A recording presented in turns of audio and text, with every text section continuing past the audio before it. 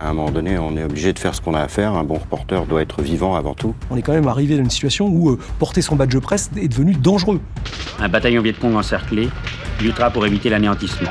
La réalité de la violence et du combat, c'est celle-là. C'est un immense soulagement, évidemment, d'être libre. Revoir ces images, c'est évidemment émouvant.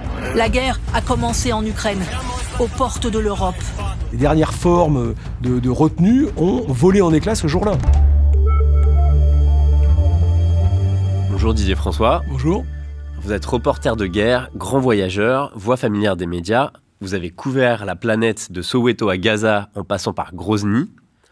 Vous avez été le témoin direct de plusieurs bascules du monde et vous avez été aussi otage de l'État islamique en Syrie. On le sait moins, mais vous avez été aussi militant politique et syndicaliste dans votre jeunesse. Avant d'explorer votre ADN en archives, est-ce que vous avez envie d'ajouter quelque chose ? Non, en fait, oui, je suis reporter de guerre. Bon, très bien, j'ai bien travaillé alors. C'est assez simple. Didier François, vous faites partie d'une catégorie de journalistes, vous venez de le dire, qu'on appelle les reporters de guerre. Et donc, pour bien comprendre de quoi il s'agit, on va écouter quelques confrères parler du métier. À un moment donné, on est obligé de faire ce qu'on a à faire. Un bon reporter doit être vivant avant tout. C'est le contraire du soldat. Le soldat doit se battre et nous devons regarder, ce qui est complètement différent. La vue des cadavres est toujours, l'odeur des cadavres est toujours pénible.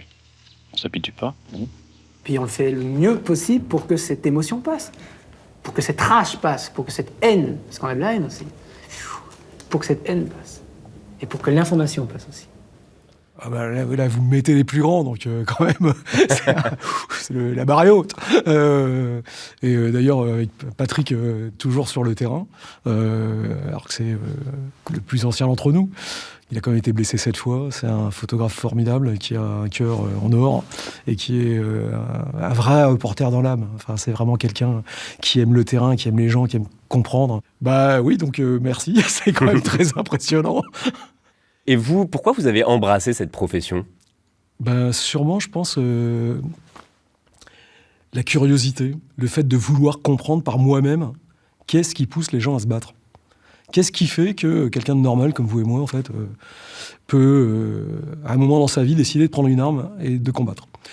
Et puis de comprendre aussi comment vivent les gens qui subissent la guerre. Parce que dans la guerre, il y a un petit pourcentage qui l'a fait par idéologie et choix. Il y a un petit pourcentage qui l'a fait parce qu'elle y trouve un intérêt économique ou autre. Mais la grande majorité l'a subi. Comprendre quelles sont ces mécaniques et comment ça se passe. Aller chercher les accès, les sources, les discussions. Voilà. Et ça devient une espèce d'énorme cluedo. Voilà. C'est qui, dans quel endroit, avec quelle arme et pourquoi. Enfin, mettre la main soi-même sur la matière. Et la matière, c'est l'homme. Dans les témoignages là qu'on vient d'entendre, on parle de cadavres, de la mort. Enfin, vous y avez été bien sûr confronté. Et comment vous l'avez vécu, ça ? En fait, on est dans une société qui a totalement écarté de son quotidien la violence, quasiment. On a un vrai problème à penser et encore plus à confronter la réalité de la violence et du rapport de force. Mais ça, c'est vrai dans les sociétés européennes de l'Ouest, depuis 70 ans. Mais c'est une parenthèse exceptionnelle. On croit aujourd'hui qu'on vit la norme. Mais pas du tout. Si on regarde l'histoire humaine, et même si on regarde les 70 dernières années dans le reste du monde, on voit bien qu'on a été dans une espèce d'îlot surprotégé et dans une espèce de bulle de démocratie et de confort. Honnêtement, le reste du monde, lui, est moins surpris que nous. Il est beaucoup plus armé parce qu'il vit cette violence et ce rapport de force en permanence. Nous, les reporters de guerre, depuis 40 ans, on voit monter les tempêtes qui aujourd'hui commencent à déferler, y compris sur l'Europe, avec l'Ukraine, avec la Géorgie, la Syrie. Tout ça, on l'a vu. Tout ça, on l'a vécu. La Tchétchénie, on l'a vécu. Et vous l'avez payé de votre sang aussi, parfois. Oui, parfois, ça fait partie des risques du métier. Oui. Gaza, moi j'ai été blessé à Gaza dans les affrontements interpalestiniens. Là aussi, tout le monde l'oublie. Voilà, cette image formidable où ils avaient quand même réussi à me mettre un plâtre sur une blessure ouverte de fracture par balle. Et vous voyez, il m'avait mis de quoi mettre une perfusion sur la main, mais ils n'avaient pas de quoi mettre la perfusion au bout. Et les gars qui sont autour de moi, que vous voyez en veste de cuir, sont les responsables militaires des différentes fractions palestiniennes de Gaza qui venaient de se tirer dessus. Et donc vous avez qui sont autour de moi tous en disant oui, on est désolé, tout ça. Enfin, voilà, donc. Comment vous l'avez prise, la balle ? Ah bah alors très bêtement, on était avec la garde présidentielle du côté justement là de pas très loin de l'université islamique de Gaza, et à un moment dans une position qui était plutôt confortable entre guillemets sur une ligne d'affrontement, mais où on était caché derrière un mur, et il y a une contre-attaque du Hamas qui s'est mis de l'autre côté et qui a mis en place un fusil mitrailleur. Là on pouvait plus rester parce qu'on allait se faire hacher menu, donc il fallait bouger. Comme j'étais celui qui était avec un peu plus d'expérience, je suis parti en tête. Le gars, j'ai pris la rafale dès que je suis sorti de derrière les combats. Et là, pour le coup, effectivement, fracture ouverte de la jambe. Il a fallu que je fasse moi-même la réduction de fracture, le point de compression, la tête sur ma jambe valide. Je suis resté 8 heures sans morphine. On ramasse, hein. C'est ultra douloureux. Après, derrière, c'est 4 opérations, c'est 7 mois de rééducation, etc., etc. Voilà, c'est aussi ça le combat. La réalité de la violence et du combat, c'est celle-là. Je vous propose maintenant qu'on s'intéresse à la guerre du Vietnam. Pourquoi ? Oui. Parce que c'est un conflit qui était un peu l'âge d'or du journalisme de guerre. Le cinéma américain l'a raconté dans de nombreux films. Les Français l'ont raconté aussi, notamment dans un documentaire primé par un Oscar et réalisé par Pierre Schandorfer. Ah oui. La section Andersen. On regarde un extrait. Une grosse bataille va commencer. 6 autres compagnies seront héliportées en renfort. Toute la journée, un bataillon Viet Cong encerclé luttera pour éviter l'anéantissement. À la nuit, l'équivalent d'une grosse compagnie résistera encore. Mais la section Anderson n'aura pas cette vue d'ensemble de la bataille. Elle n'est qu'un petit pion dans une grosse partie.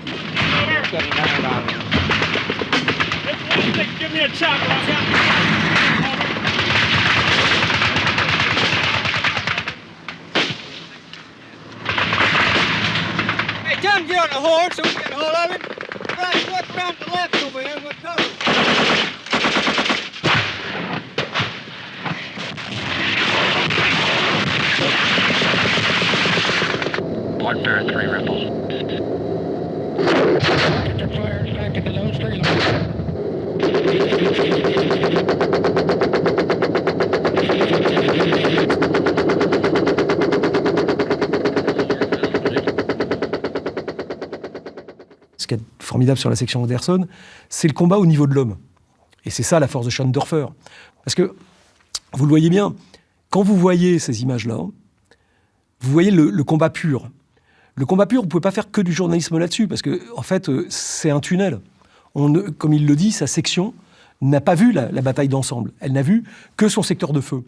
Et le secteur de feu, en fait, ça vous apprend ce qu'est l'homme quand il combat, mais ça vous apprend pas, ça ne vous fait pas comprendre l'ensemble de l'image. Donc c'est important de le faire. Pourquoi ? Et pourquoi les journalistes, les reporters de guerre, ceux qui le font en tout cas, vont encore au combat avec des soldats ou des miliciens ? C'est parce qu'en fait, c'est là qu'on crée les liens.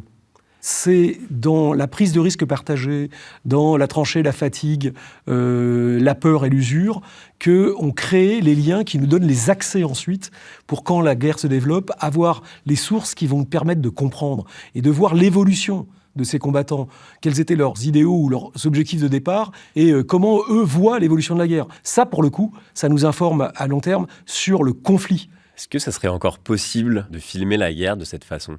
On y arrive, c'est rare.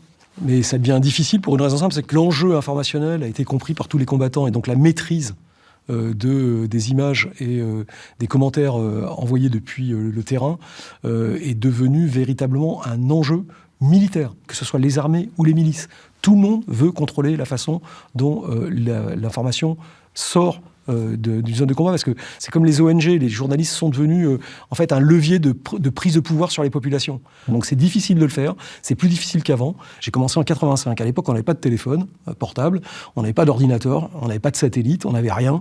On partait avec une machine à écrire, dans une espèce de petite mallette, mais on partait souvent 3 semaines, 1 mois, voire parfois plus, sur des zones où personne ne pouvait nous contacter. On fait donc le temps d'aller, en fait les batailles comme Jalalabad, ou celle de Wadi Doum au Tchad, Jalalabad en Afghanistan, il fallait arriver à Peshawar, trouver les contacts, passer la place de Khyber, aller jusqu'à la bataille, faire la bataille, revenir, voilà, faire écrire nos articles. Et là, on avait du temps pour comprendre, de la place pour expliquer. On était vraiment sur le cœur du métier qui était l'information. Tout ça a changé dans les années 90. On mettait exactement avec la guerre du Golfe. L'arrivée des manettes satellitaires, on avait des grosses valises qui faisaient 13 kilos, ça coûtait $40 la minute. Et donc on voit bien, la guerre du Golfe, c'est quoi? On voit un journaliste sur le toit, c'est CNN, avec un journaliste sur le toit d'un hôtel. On voit les petits trucs verts, les traçantes qui passent derrière. On voit la guerre, mais on la comprend plus. Parce qu'on est passé en fait d'un métier à une profession, où la profession organise en fait la mise en scène de l'information.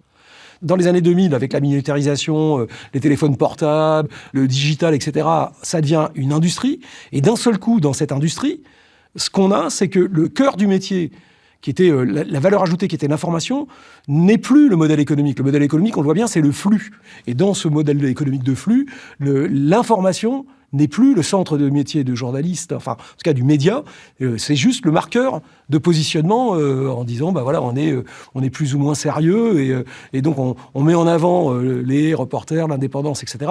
Mais on est dans une tension permanente et c'est beaucoup plus dur pour les jeunes que pour nous, qui sont aujourd'hui pour survivre en tant que jeunes pigistes dans la presse et surtout sur les zones de guerre, c'est compliqué. C'est une des raisons pour laquelle, avec Chauvel d'ailleurs, on a monté une association qui s'appelle Frog of War, où on aide les jeunes reporters qui débutent sur le terrain en leur fournissant de la formation, du matériel de protection, des assurances, parce que sinon les gamins ils partent avec rien, ils prennent des risques énormes. On est quand même arrivé dans une situation où porter son badge presse est devenu dangereux et où souvent on est obligé de l'enlever de nos gilets pare-balles parce que sinon ça vous attire au feu, ça vous désigne comme une cible.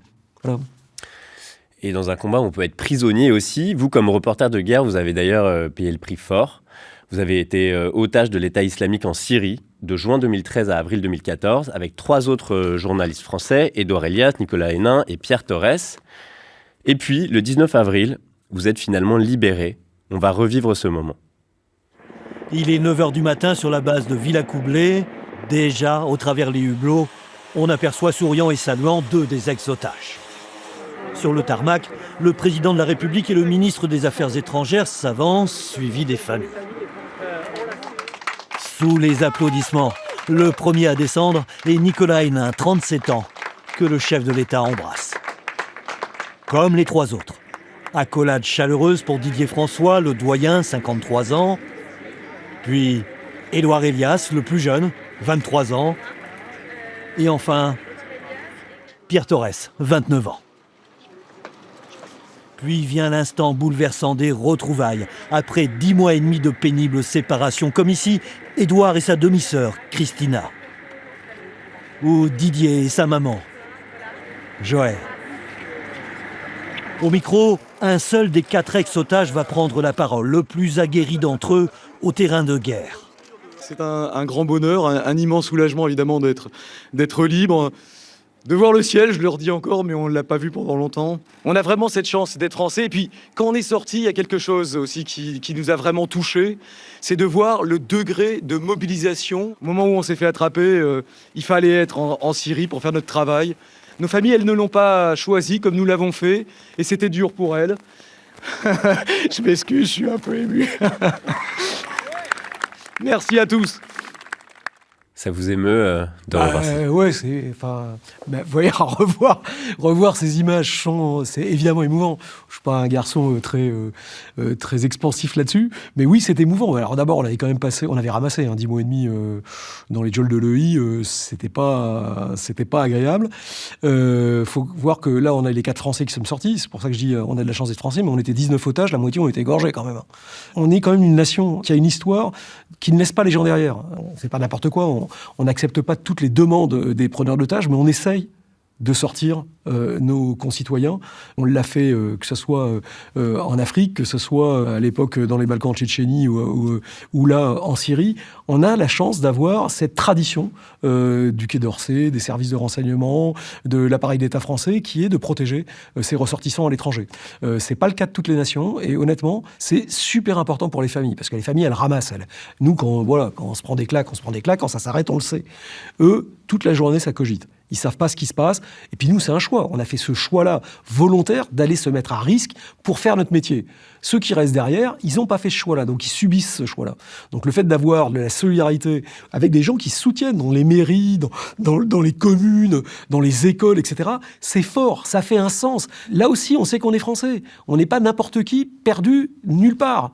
on sait que derrière, on a une nation qui se serre les coudes. Ça a été la même chose pendant les attentats. Et d'ailleurs, pour une raison simple, c'est que les gens qui ont fait les attentats en France le 13 novembre étaient les mêmes qui étaient nos geôliers. C'était les mêmes ennemis, ils visaient les mêmes choses, ils vivaient nos sociétés, notre façon de vivre. Et cette capacité à faire corps, à faire nation, est importante. Ça fait sens si on veut être un pays qui continue d'exister à l'international, de pouvoir justement aller comprendre et ne pas rester totalement limité à l'intérieur. Donc on voit Florence Aubenas, qui elle aussi a été otage et qui était la présidente du comité, mais on avait eu chez nous Malbruno avant. Enfin, on voit bien que nos journalistes ont payé le prix à différents moments de l'histoire.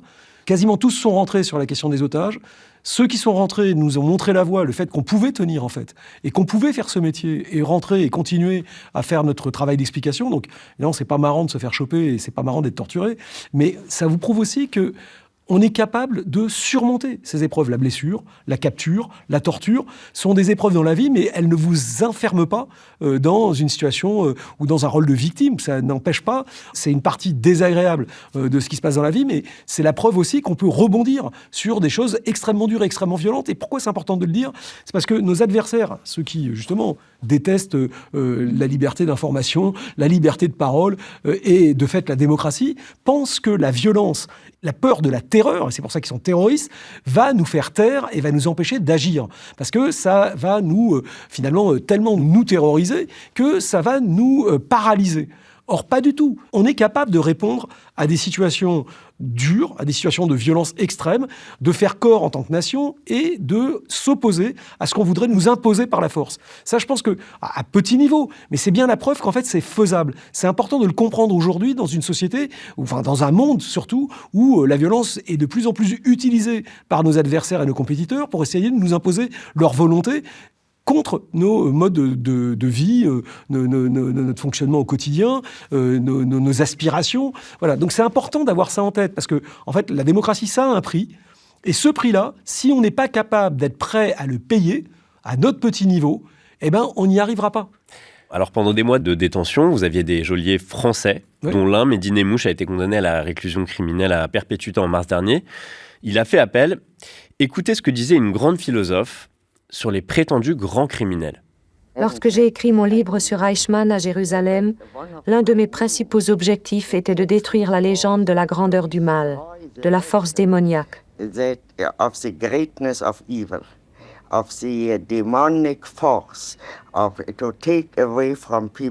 De retirer aux gens l'admiration qu'ils ont pour les grands malfaiteurs comme Richard III.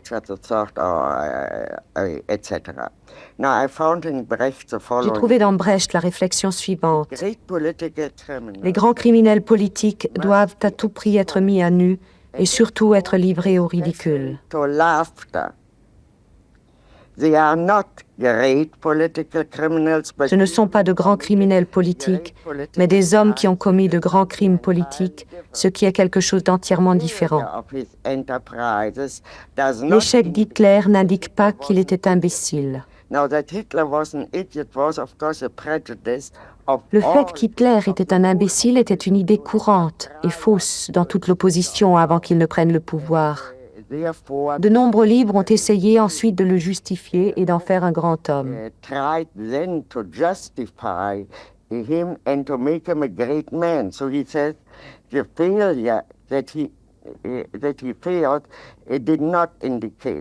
fait qu'il ait échoué n'indique pas qu'Hitler était un imbécile et l'envergure de ses entreprises n'en fait pas un grand homme. Est-ce que ça vous parle, ces propos ? Mais bien sûr, parce qu'en fait, il n'y a pas de diable.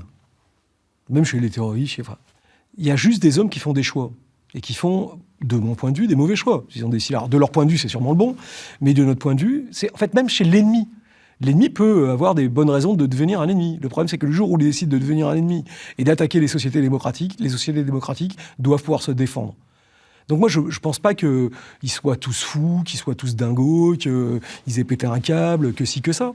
C'est juste des gens qui ont fait des choix. C'est, en fait, voilà, on voit mais voyez que les gens là qui sont torturés dans l'hôpital, dans les sous-sols de l'hôpital ophtalmologique d'Alep, sont tous des Irakiens et des Syriens. C'est pas que nous.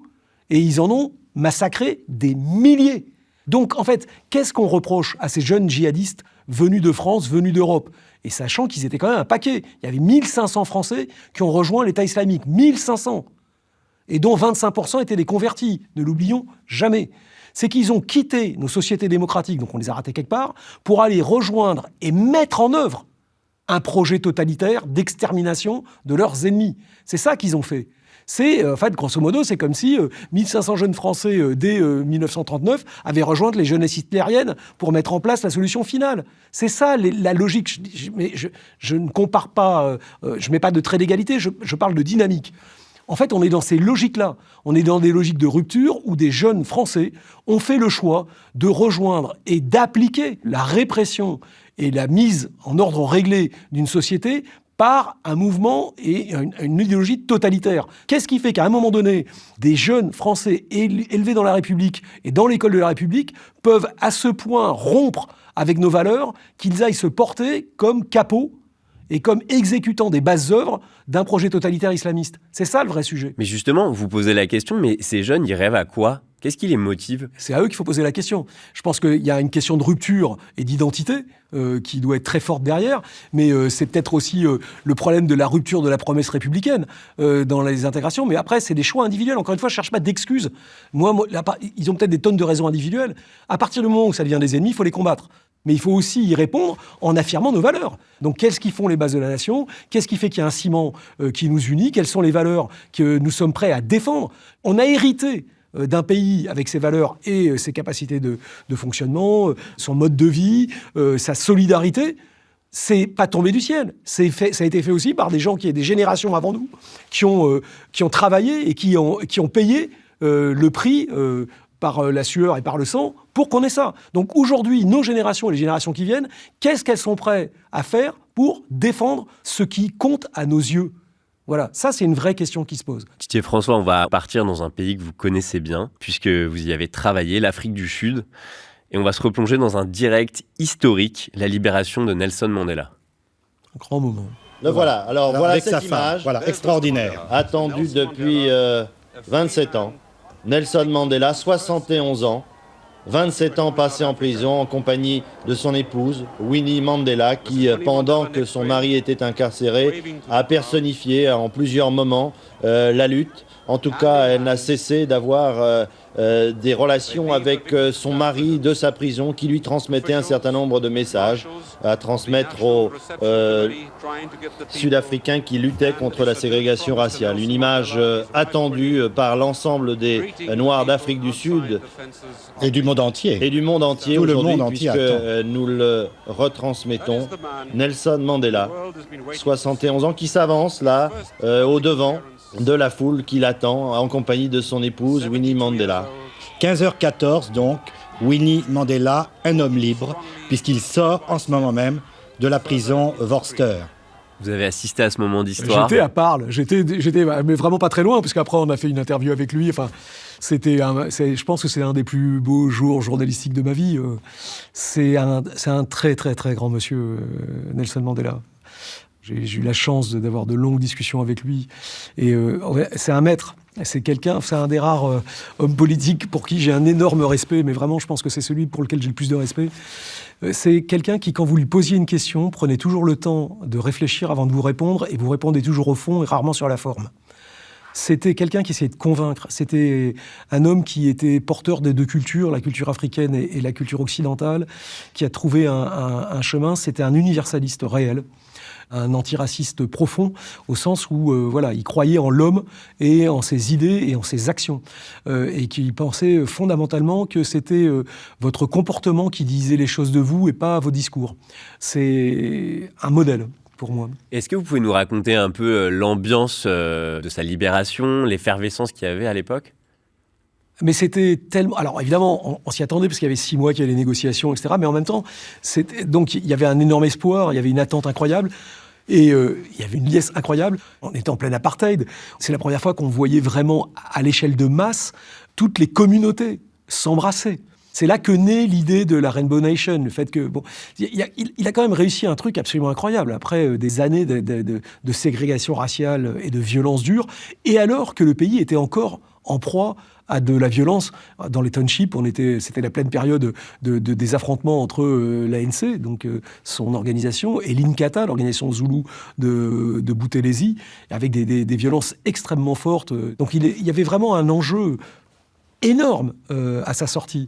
Et ses premières paroles ont tout de suite été des paroles d'apaisement, des paroles qui donnaient une perspective aux gens. Et c'est ça la force d'un homme politique, c'est d'être capable de donner à sa nation et à tout son peuple des perspectives communes.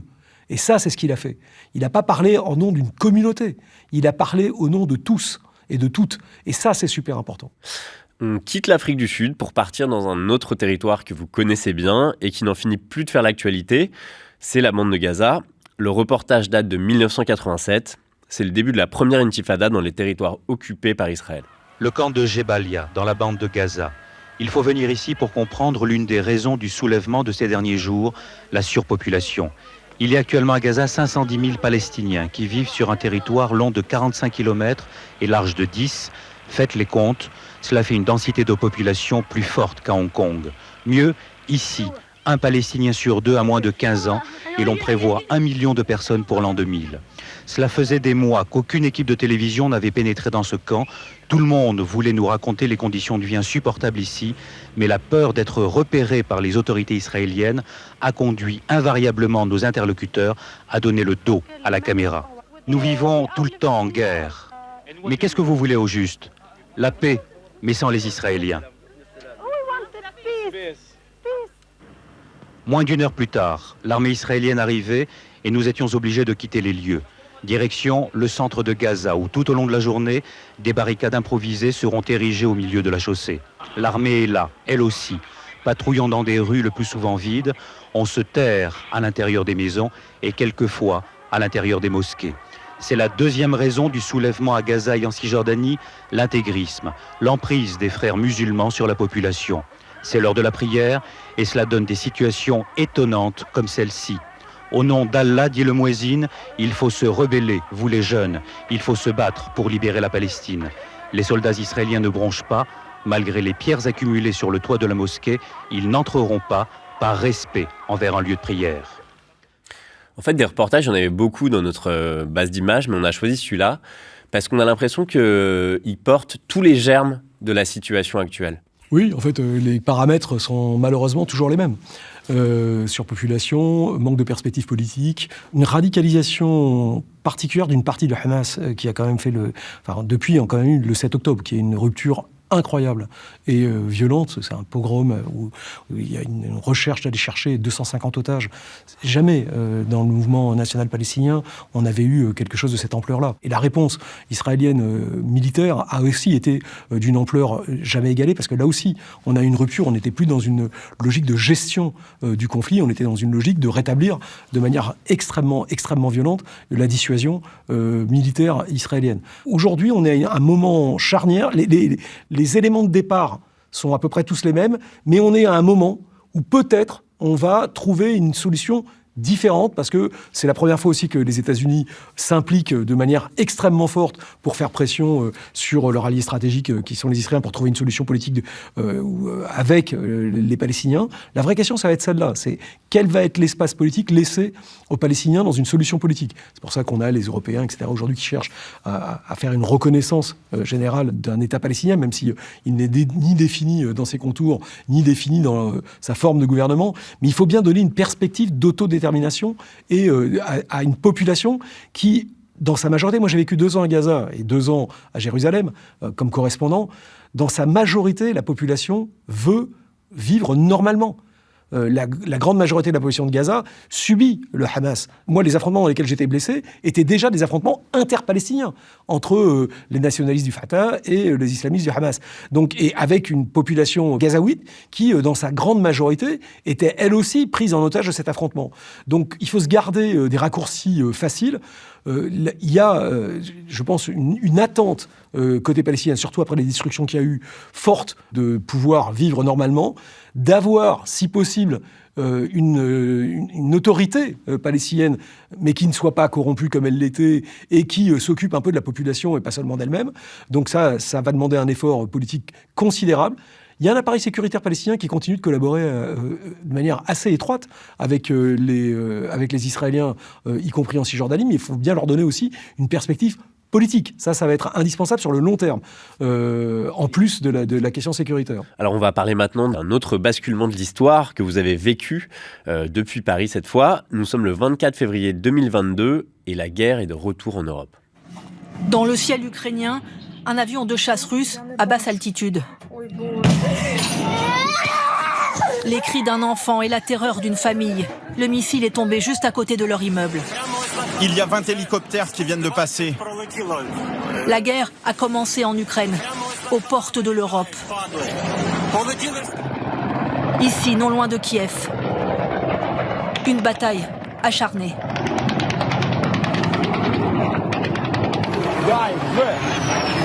C'est le scénario que l'Ukraine et l'Occident redoutaient.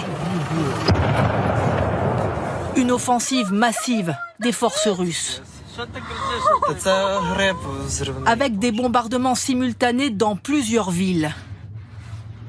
Et une invasion terrestre par les troupes stationnées depuis plusieurs semaines autour de l'Ukraine. Ici, les chars russes qui franchissent la frontière nord avec la Biélorussie. Autre point d'entrée, le sud, depuis la Crimée annexée en 2014. Les combats font rage, comme en témoignent ces chars abandonnés à Kharkiv. Le président ukrainien appelle tous ceux qui le peuvent à se mobiliser. Est-ce que vous vous attendiez au retour de la guerre sur le sol européen ? Oui, moi malheureusement, je faisais partie des pessimistes, entre guillemets, ou des réalistes, qui voyaient depuis... les reporters de guerre, malheureusement, on a vu vraiment se lever la tempête.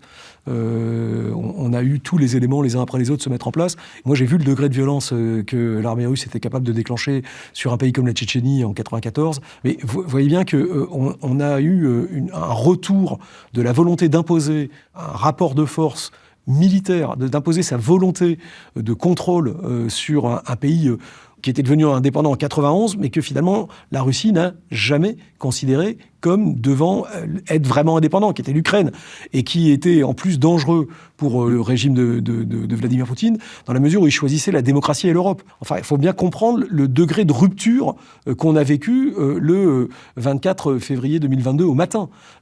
Si on ne comprend pas ça, on ne comprend pas qu'on est dans un monde qui a vraiment basculé. Les dernières barrières, les dernières formes de retenue ont volé en éclats ce jour-là. Mais là, on est rentré dans une attaque directe et une volonté assumée de vouloir imposer à l'Ukraine et donc à l'Europe la volonté stratégique russe par la force. Il faut bien comprendre que derrière l'Ukraine, ce qui est visé, c'est l'ordre mondial et la capacité de l'Europe à se défendre. Si l'Europe n'avait pas réagi extrêmement vite en travaillant à son union, c'était en fait sa souveraineté stratégique qui était remise en cause par l'offensive russe. Ça veut dire qu'on aurait cédé face à une force et une menace militaire. Et comment elle pourrait se terminer, cette guerre ?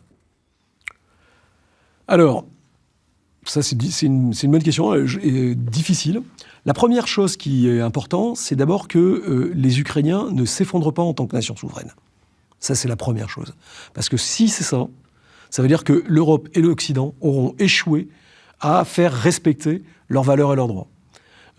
C'est pas une chose simple, parce que ça demande deux choses. Ça demande une mobilisation sur le long terme pour les capacités à aider militairement l'Ukraine, et ça demande aux Ukrainiens une capacité de mobilisation en termes d'hommes, qui est difficile, parce que c'est un pays qui avait au départ 40 millions d'habitants, qui est attaqué par un pays de 120 millions d'habitants.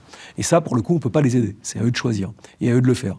Ils nous ont quand même montré une détermination, une capacité à résister qui a surpris et, je pense, un peu exalté tout le monde. À commencer d'ailleurs par leur président Zelensky. Si Volodymyr Zelensky, le jour de l'intervention russe, avait accepté les offres de tous les pays occidentaux de monter dans un avion et de se barrer, l'Ukraine n'existerait plus aujourd'hui. Donc on peut penser ce qu'on veut de lui, mais il a, de ce point de vue-là, par son attitude personnelle, fait la démonstration à son niveau qu'il était possible de faire ce qu'a finalement fait une grande partie de son peuple, résister à une invasion et une menace militaire extrêmement forte de la part d'une puissance nucléaire et qui est entièrement dédiée à la guerre et à son économie. Comment gagner ? Il faut, à mon avis, que les coûts de l'intervention russe finissent par coûter plus cher politiquement et économiquement à Vladimir Poutine que ce qu'il pense ou ce qu'il espère en retirer politiquement. Voilà, la guerre, c'est un affrontement de volonté.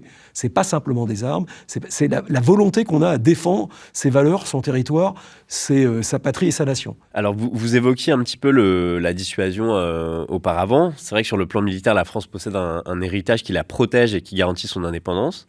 On va écouter Charles de Gaulle s'exprimer en 1966 à Tahiti.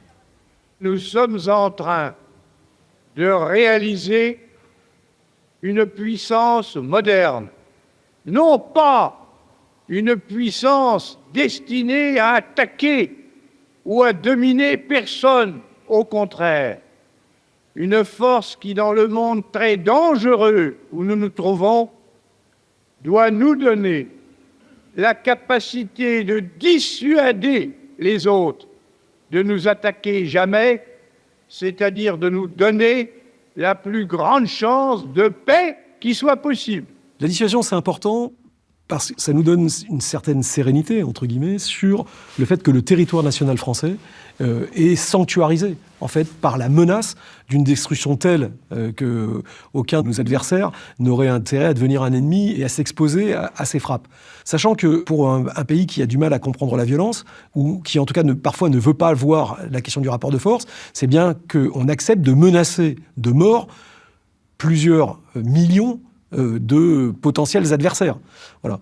Et la deuxième chose, c'est que malheureusement, la dissuasion ne garantit pas, d'abord, le fait que nos adversaires peuvent essayer de passer sous le seuil de dissuasion en s'attaquant à nos alliés hors du territoire national de manière conventionnelle, et que là, notre capacité à montrer notre solidarité, parce qu'aujourd'hui, qui peut penser une demi-seconde que la souveraineté française pourrait continuer d'exister et que la démocratie française pouvait continuer d'exister si l'ensemble de nos partenaires européens étaient soumis à la guerre ou soumis au joug d'un envahisseur. Ça n'a pas de sens.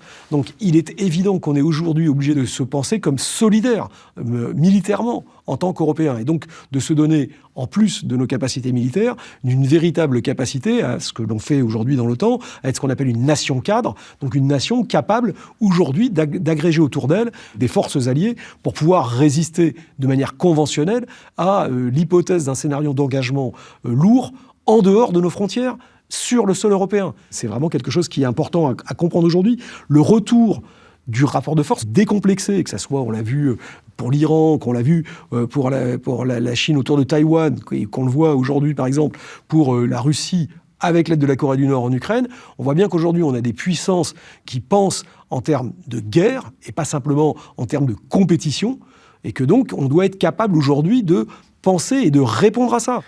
Maintenant, je vous propose d'écouter un autre président de la République, François Mitterrand, évoquer justement l'équilibre des forces en 1983. Sur les problèmes de sécurité en Europe, le chef de l'État a réexpliqué la politique d'indépendance de la France. La paix, pour M. Mitterrand, se trouve dans l'équilibre des forces. Je suis moi aussi contre les euromissiles. Seulement, je constate des choses tout à fait simples. Dans le débat actuel, le pacifisme et tout ce qu'il recouvre, il est à l'ouest. Et les euromissiles, ils sont à l'est. Et je pense qu'il s'agit là d'un rapport inégal. Le pacifisme, il est toujours à l'ouest ? Ben oui.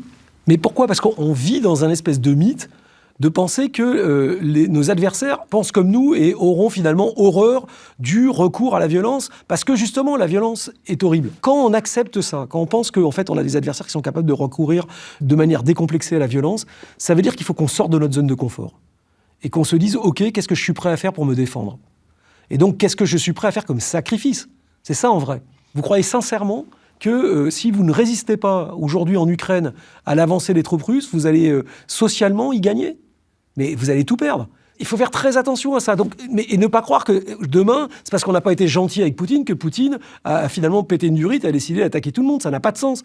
Et c'est parce qu'on va lui faire des câlins qu'il va arrêter. C'est comme ça, comme dans la cour de l'école où vous avez un grand mec balèze qui fait chier la terre entière. Tant qu'il ne s'est pas pris une patate dans la gueule, il va continuer à vous emmerder. En fait, il y a des moments où il faut revenir aux choses simples.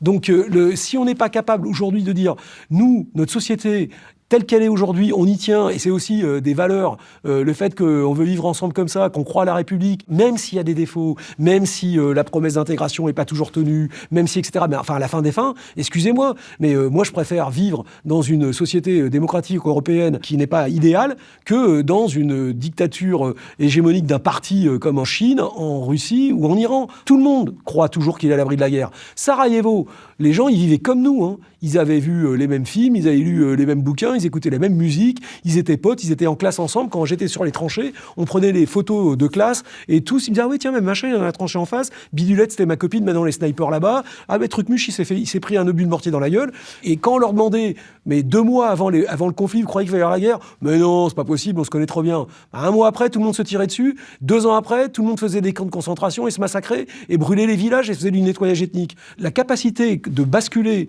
du temps de paix au temps de guerre, nous, en tant que journalistes, on le voit tout le temps et de manière systématique. Les sociétés ne veulent pas le voir venir. Pourquoi ? Parce que c'est indicible. Et la deuxième chose, c'est que quand on arrive dans une zone de guerre, les gens, au début, ils sont ravis de voir arriver les journalistes. Pourquoi ? Parce qu'ils disent « Regardez, c'est tellement affreux qu'il suffit de montrer. Et quand on va montrer, les gens vont se réaliser que c'est pas bien et donc ça va s'arrêter. » En fait, c'est pas vrai. Au bout d'un certain temps, ils se rendent compte que ça marche pas comme ça. Et que la guerre, elle continue, malgré les horreurs. Et que malgré ce que nous, on raconte et qu'on écrit et qu'on dit, personne ne vient arrêter tout le monde en disant « Bon, allez, maintenant, serrez-vous la main. » Enfin, ça se marche pas comme ça. Donc, finalement, ce refus de voir le réel, il existe, y compris au sein de la guerre. Donc après, il se trouve que finalement, ils trouvent que c'est peut-être plus intéressant de tirer sur les journalistes pour faire parler d'eux que de leur filer des interviews. Mais la réalité, elle est celle-là. C'est que dans l'ensemble, on a toujours tendance à vouloir faire l'autruche pour ne jamais regarder les choses désagréables en face. Moi, je préfère dire les choses de manière un peu tendue, quitte à ce qu'on me reproche d'être un peu cash, mais il y a un moment où il faut aussi se poser les choses de façon cash. Il ne faut pas être parano. Je dis pas que demain, il va y avoir les chars russes ça sera bien, ça se passera pas du tout comme ça. On aura d'abord des problèmes, est-ce qu'on a déjà des problèmes informationnels, des espèces d'attaques de propagande, voilà, une tentative de fractionner notre lien social et notre unité nationale. C'est des choses comme ça qu'on va avoir. On ne va pas avoir un déboulé de blindés. Mais je pense tout le monde le réalise un peu. On a changé d'époque. Et il est quand même peut-être un peu temps de se poser la question de savoir comment on va muscler un peu le jeu pour éviter justement de se trouver face à des gens qui ont des appétits grandissants parce qu'ils ont l'impression qu'ils n'ont rien en face. Didier François, le grand public ne le sait pas, mais vous n'avez pas toujours été journaliste. Vous avez même inventé le slogan « Touche pas à mon pote » de SOS Racisme. À l'époque, on vous appelait Rocky. Ouais. Et votre coupe de cheveux était assortie à votre surnom. Regardez. Alors, je crains le pire. 1,5 million de badges vendus, autant de sympathisants pour SOS Racisme, une association inconnue il y a 10 mois. Un succès fulgurant qu'elle doit surtout à l'impact de son badge auprès des jeunes, notamment les lycéens. Il y en a certains, ça va se réduire dans 1 an parce qu'il y en a beaucoup qui croient que c'est une mode. Mais moi, je le porterai toujours. Je passais dans la rue comme ça, on m'a regardé, c'est un immigré, il m'a fait un clin d'œil comme ça et 2 ou 3 fois ils m'ont fait quelque chose où ils me riaient, où ils me regardaient.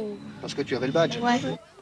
À l'origine de Touche pas mon pote, une dizaine de jeunes. Avant de choisir la main ouverte, ils avaient pensé à un arc-en-ciel ou une map monde, mais ça n'était pas assez explicite. La main ouverte, si tu veux, d'abord c'est pour dire stop, parce qu'il faut dire arrêter, arrêter c'est stupide. Et deuxièmement, parce que c'est aussi la main ouverte, c'est aussi un geste de conciliation, un geste d'inattendu. Un slogan choc, très court, des mots simples mais forts, la recette miracle, l'idée dont rêvent tous les publicitaires.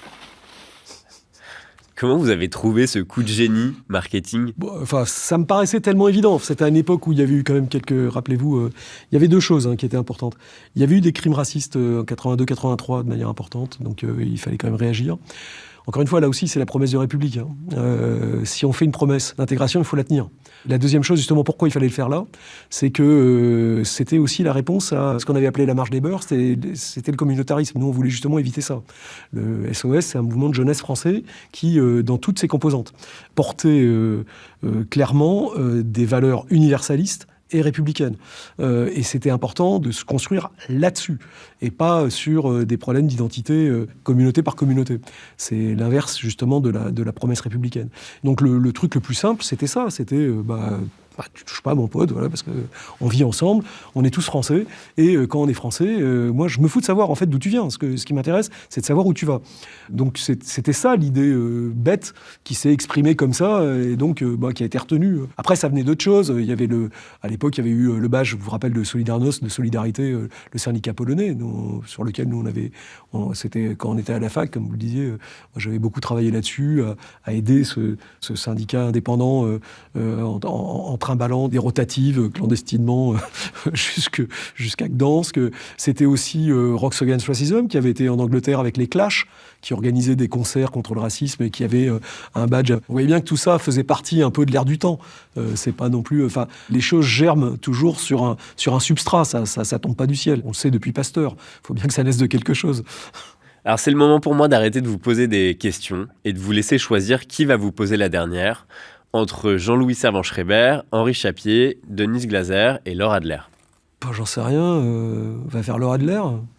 Quels sont les critères de vérité en histoire, et l'histoire nous dit-elle toujours la vérité? Oula, la première chose à voir, c'est que l'histoire est une aide. Je pense que c'est fondamental. Moi, j'ai fait en étude de l'histoire, de la philosophie et de la géo. La philosophie pour essayer d'apprendre un peu à raisonner. La géographie, parce qu'en fait... Notre histoire s'inscrit, et la guerre s'inscrit dans du physique, et que le physique détermine beaucoup les points de passage. Vous voyez, toutes les grandes batailles se font toujours sur les mêmes endroits. Alors, en général, c'est sur des points clés. Et puis, l'histoire nous permet de mieux comprendre les substrats, les tendances et le fond culturel qui peuvent motiver les acteurs. Est-ce qu'il y a une vérité historique? Non, il y a des faits qui sont parfois difficiles à interpréter. D'ailleurs, on le voit bien, les analyses historiques évoluent au fil du temps. Et donc, l'histoire, comme toute matière scientifique, est une matière soumise à critique et à discussion. On n'a pas d'approche scientifique si on n'a pas capacité à matière à discussion. Problème étant que la nation ne fait pas de science. La nation, elle a besoin d'un récit. Le récit, en fait, historique de la nation n'est pas scientifique. c'est un récit qui est une promesse d'ordre politique. C'est quelle nation on veut construire. Merci beaucoup, Didier François. Je vous remercie. J'espère que j'ai été clair.